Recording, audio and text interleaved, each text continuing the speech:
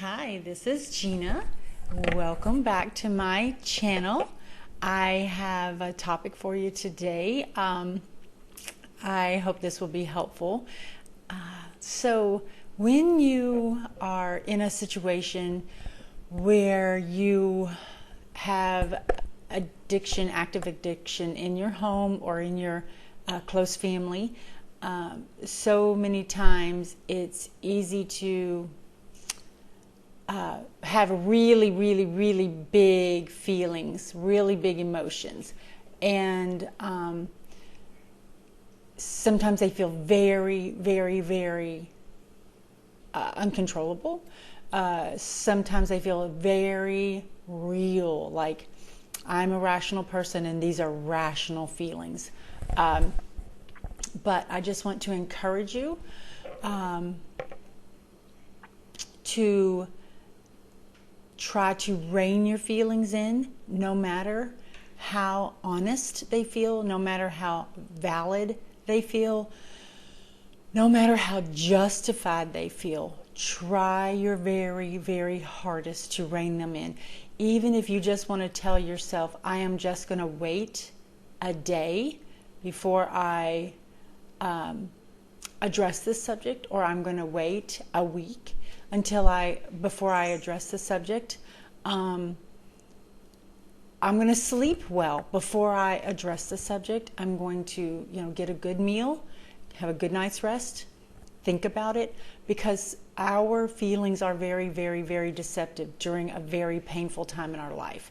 And I don't want you to make tragic mistakes that are based on irrational feelings. So let me get a little specific. So, you're living with someone's alcoholism, and then, a close friend of yours, you love this person. This person is a rock in your life, and now they are bothering you. Everything they're doing is bothering you.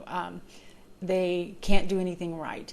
And a lot of times this is very related to the alcoholism. So, for instance, I'll just use a couple kind of generic situations from my own situation.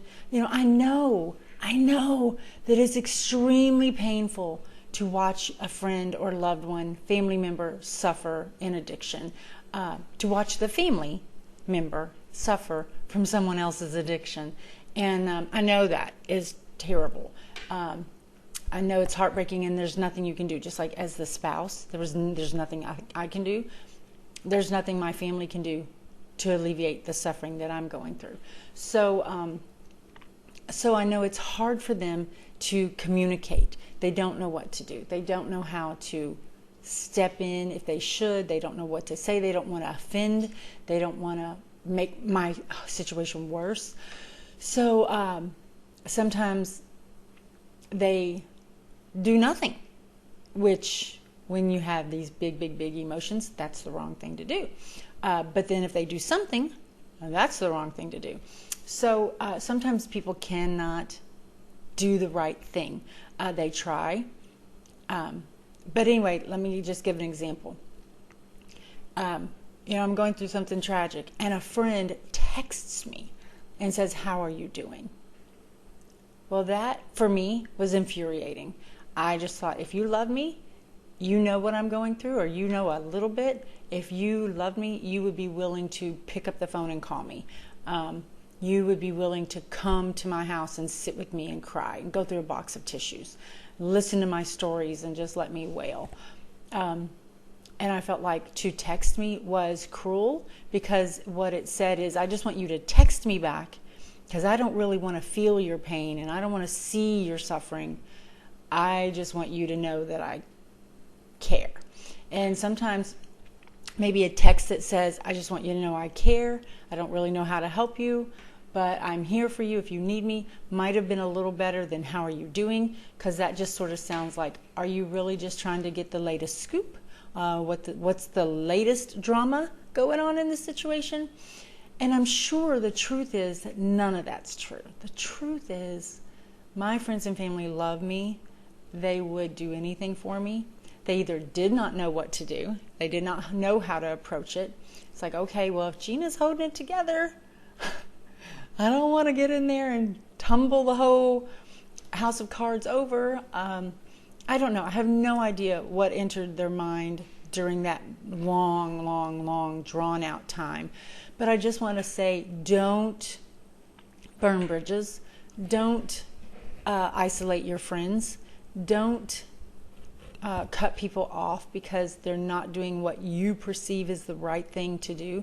Because it's hard to know what the right thing to do is. I mean, I knew that for me, I didn't know the right thing to do. I didn't know how to help my husband. I didn't know how to, what was going to make matters better, what was going to make matters worse. And, it's just kind of like anything else. One day maybe it works and one day it doesn't. And so you just don't know. But I do know that I had really big feelings. I've got this huge weight, right? I've got this huge burden on me of this addiction, this painful situation. And I do want to talk a little bit about, dealing with the disappointments and the pain and the heartache of all that. And I'll make, especially if somebody asks to hear it, I would like to, bring up some of those things, just the way, it affects me. But I'm getting off track. I don't need to not have my friends. I need my friends. I need my family. And for me to be irrational and unreasonable and expect things that are not humanly possible from others, not the alcoholic, because we know that's not humanly possible. To expect things. We can talk about that another time too. But, for me to get angry at my mom, angry at my sister, angry at my best friend, all of that would have made matters worse. It would have made matters much worse.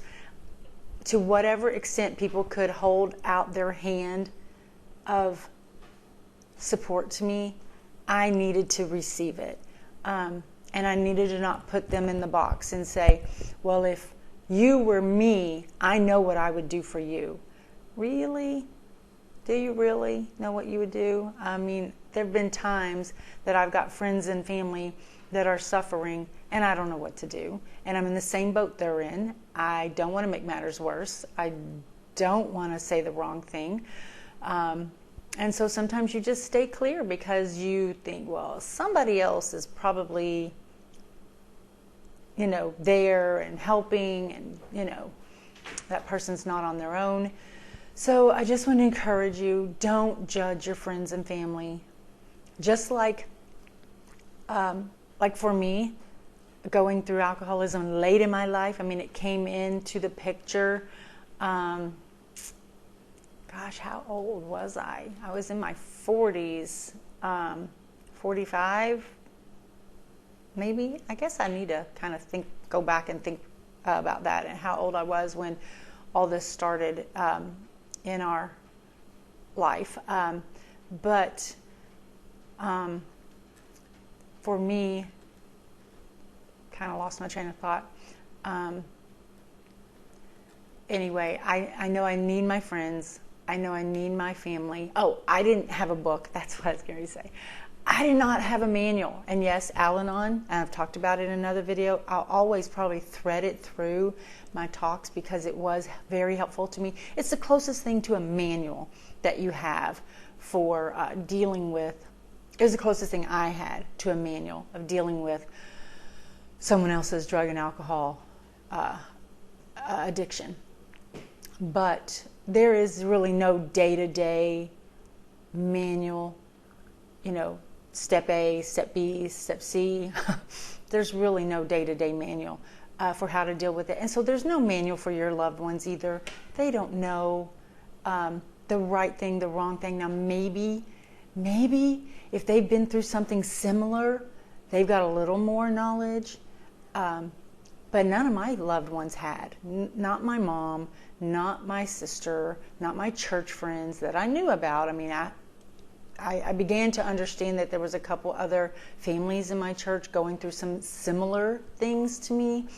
And granted, it did cause a bit of a camaraderie between us, but they don't know how to help you. I don't think it's indifferent. Now, if someone says, you know, what you're going through is really too heavy for me, and I can't take it, and I really don't want to be a part of your life right now, well, then that's your sign. That's your sign. But somebody texting instead of calling, someone not calling at all, someone accidentally saying the wrong thing, those are not your sign. You need to hold your friends and family close. You need them. You need their love. You need their support. You need their prayers. You need their compassion. You need to know you have people you can count on. And the last thing you need to do is isolate yourself to where it's just you and the alcoholic, or you and the drug addict. That is not healthy. You will not win that one. You will not come out on the good side of that one. I am just telling you. So love your friends and family. Have mercy. And you know what? Here's another thing, and I want to keep this short, but don't exert the energy. You don't have the energy to waste on so-and-so didn't ask me why I was crying, or so-and-so didn't ask me how I'm doing, or so-and-so texted instead of called me, or called me instead of came to see me.